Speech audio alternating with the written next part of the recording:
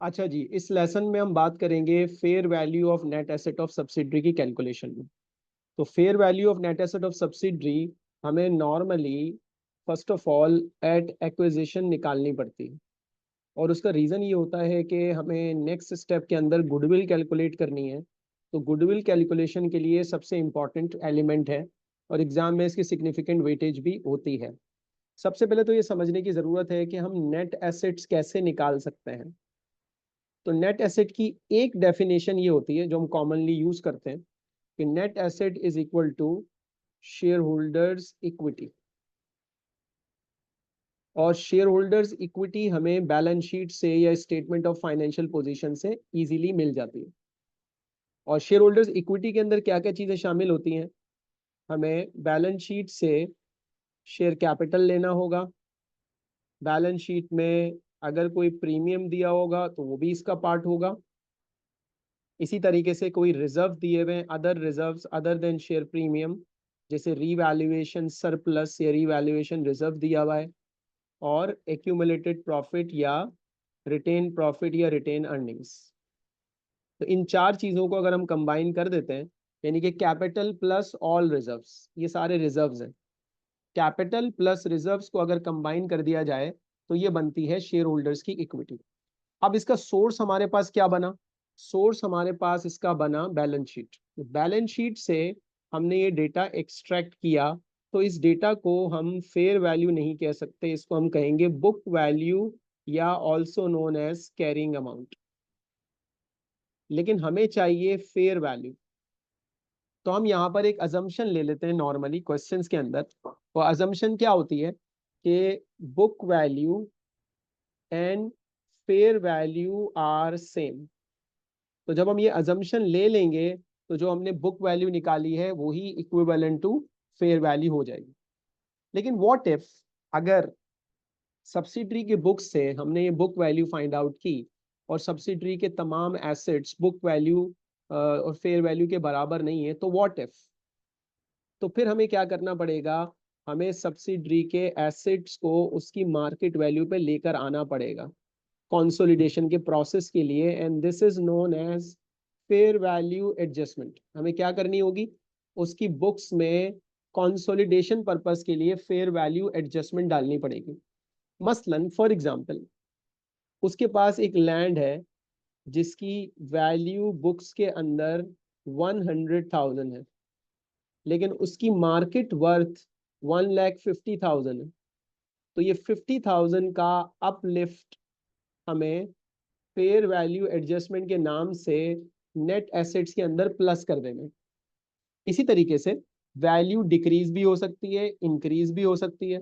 For example, अगर आपके पास एक लैंड है जिसकी वैल्यू 100,000 है और उसकी मार्केट वैल्यू आइडेंटिफाई की और वो 90,000 हो जाती है, तो ये 10,000 का डिक्रीज भी हमें नेट एसेट्स के अंदर रिपोर्ट करना है। नेट एसेट्स को हम कम कर देंगे। इसी तरह ये फेयर वैल्यू एडजस्टमेंट किसी डेप्रिशिएबल एसेट की भी हो सकती है, जैसे property plant and equipment, machinery की भी हो सकती है। ये फेयर वैल्यू एडजस्टमेंट किसी इंटेंजिबल एसेट की भी हो सकती है, और ये किसी करंट एसेट्स की भी हो सकती है, जैसे इन्वेंट्री।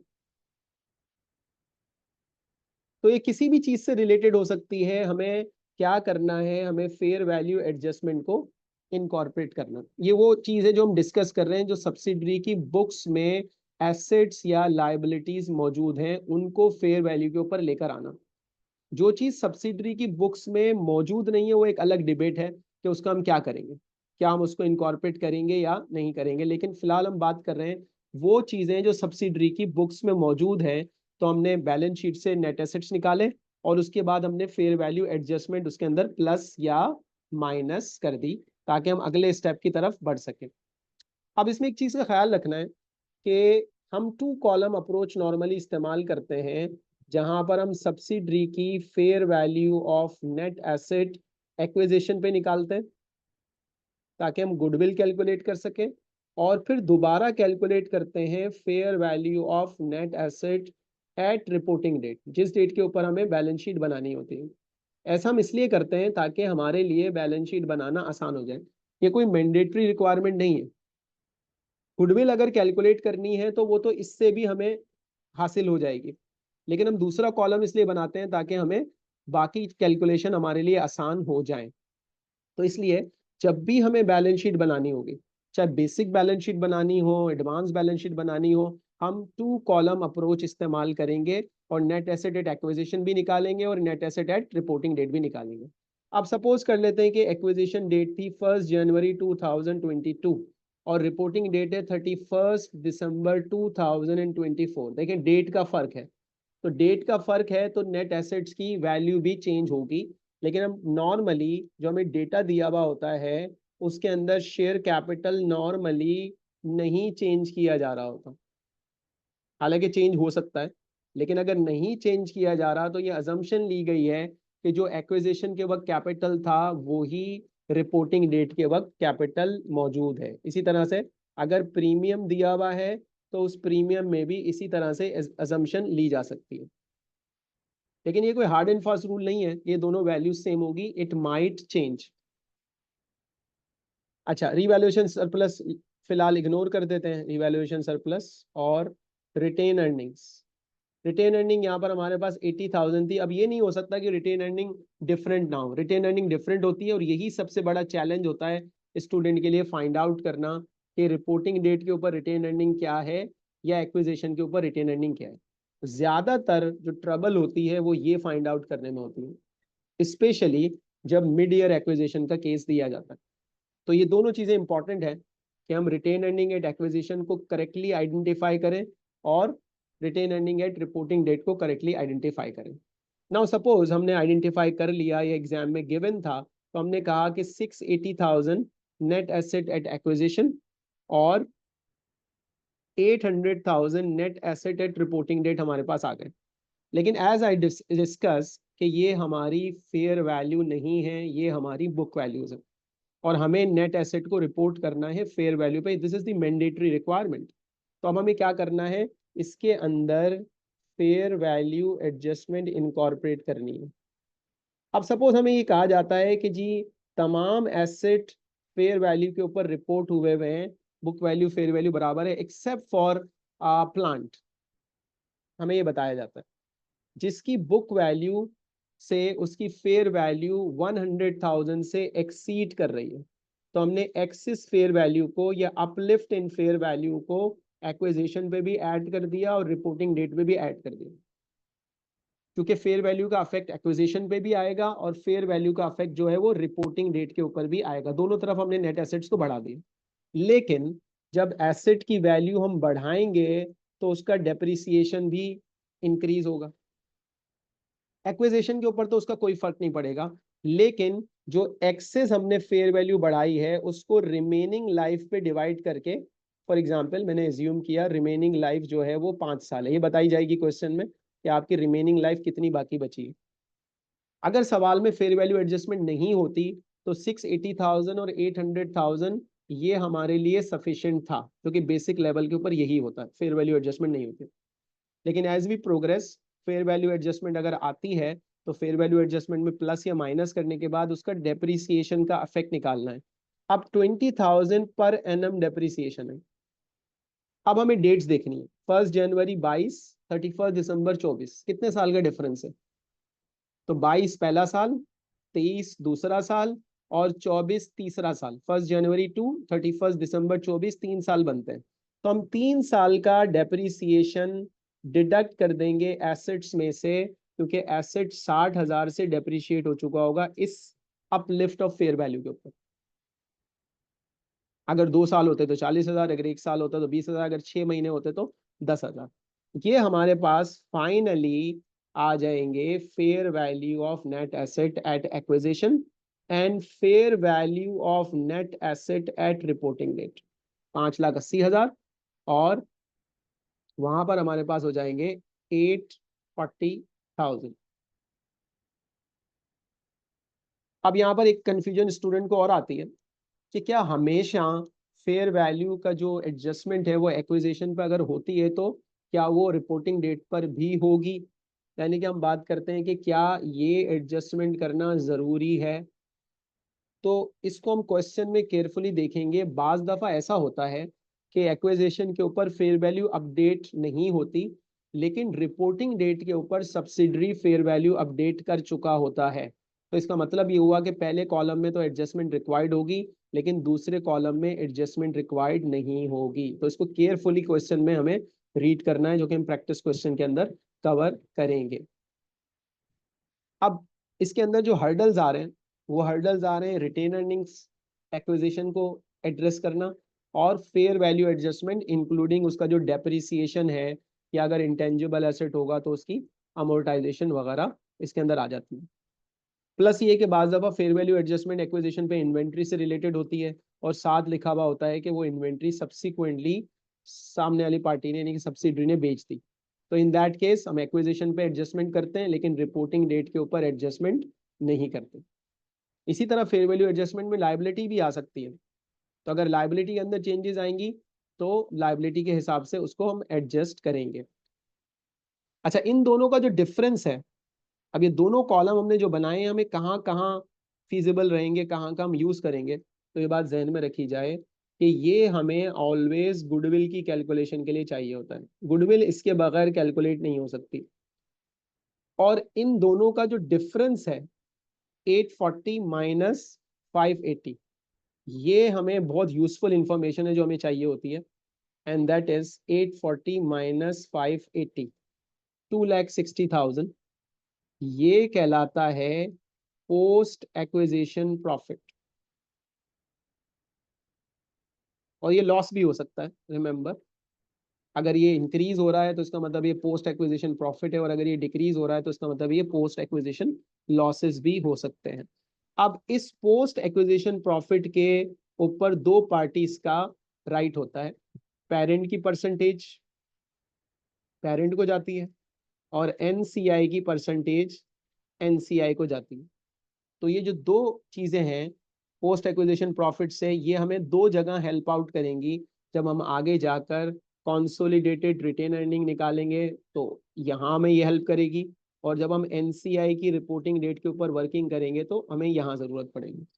इसका मतलब है अगर क्वेश्चन में पोस्ट एक्विजिशन रिजर्व निकाल लिए जाए, प्रॉफिट निकाल लिया जाए, तो हमारी रिटेन अर्निंग की कैलकुलेशन में आसानी हो जाएगी, और हमारी एनसीआई की कैलकुलेशन में आसानी हो जाएगी। अब इस टू कॉलम में बाज दफा कुछ और भी चीजें ऐड कर ली जाती हैं, लेकिन ज्यादा अप्रोप्रिएट ये है कि हम इसके अंदर book value of net assets के बाद, यानी कि कैपिटल प्रीमियम रीवैल्यूएशन और रिटेन अर्निंग के बाद, सिर्फ फेयर वैल्यू एडजस्टमेंट और उसका रिलेटेड डेप्रिसिएशन डाल के इसको यहाँ पर फ्रीज कर दें, और पोस्ट एक्विजिशन प्रॉफिट यहाँ से कैलकुलेट कर लें।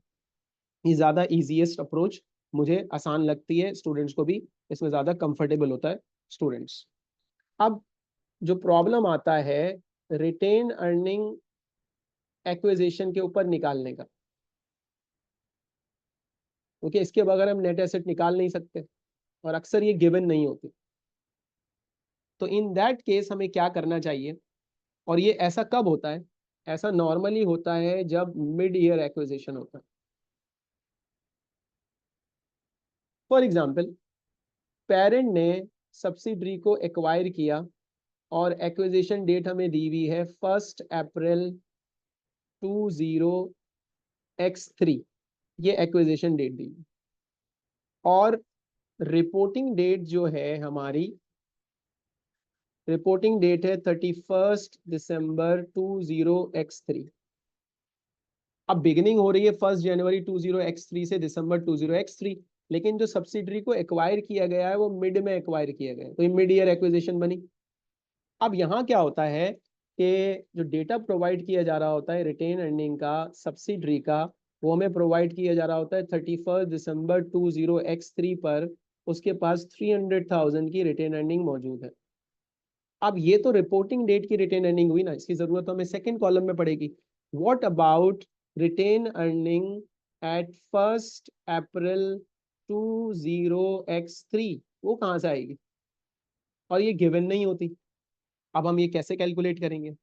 तो इसके लिए वो सब्सिडरी का profit for the year, profit for the year subsidiary का आपको देगा। फॉर एग्जाम्पल, उसने प्रॉफिट फॉर द ईयर दे दिया 1,20,000, कि ये आपका 1 जनवरी 20x3 से 31 दिसंबर 20x3 का पूरे साल का प्रॉफिट दिया हुआ। अब क्या करें? तो इसके लिए ऑलवेज एडवाइजेबल है कि आप इस तरह की एक टाइमलाइन बनाएं, इसमें अपना रिपोर्टिंग डेट लिखें,